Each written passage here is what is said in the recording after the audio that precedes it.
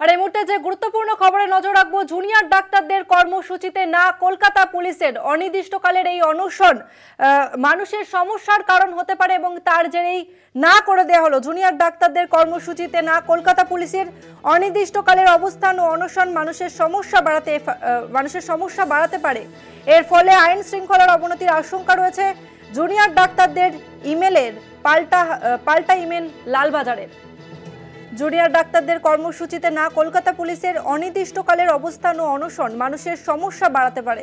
এর ফলে আইন শৃঙ্খলার অবনতি হতে পারে। জুনিয়র ডাক্তারদের ইমেলের জবাবের পাল্টা বার্তা লালবাজারের।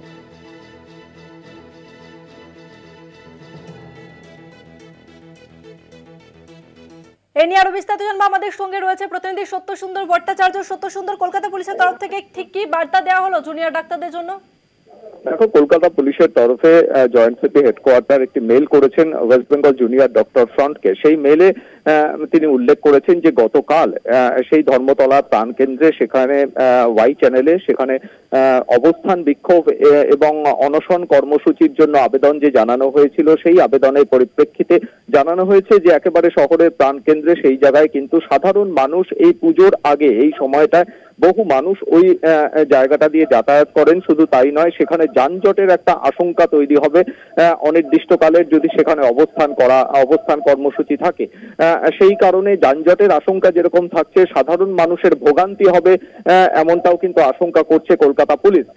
সেই সঙ্গে ট্রাফিক বিভাগ যানজটের আশঙ্কা করছে। ইতিমধ্যেই বিভিন্ন প্যান্ডেলের উদ্দেশ্যে যে মূর্তি প্রতিমা সেগুলোও কিন্তু সেই জায়গা থেকে দিয়েই যাতায়াত করে। ফলে সার্বিক দিক থেকে সেই জায়গায় যে তাদের অবস্থান কর্মসূচি তুলে নেওয়ার প্রয়োজন বলে মনে করছে কলকাতা পুলিশ, এবং সেখানে তারা যে গতকাল যে অনুমতি চেয়েছিল সেই অনুমতি কিন্তু কলকাতা পুলিশের তরফ থেকে দেওয়া হলো না।